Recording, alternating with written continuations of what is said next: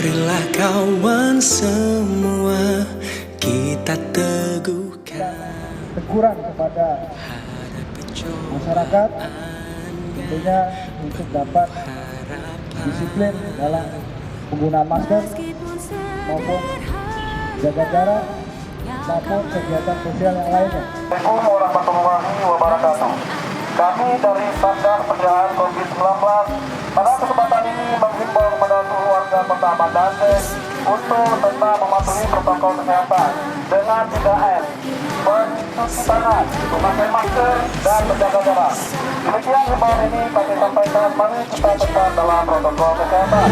Hari ini kita bersama menjaga jiwa dan raga untuk sehat senantiasa. Meski harus kita berjalan dulu, tapi hati ini selalu bersamamu, negeriku tercinta. Tugas pokok kami adalah mengayomi dan melayani masyarakat. Masyarakat adalah sahabat bagi polisi, dan polisi adalah sahabat bagi masyarakat.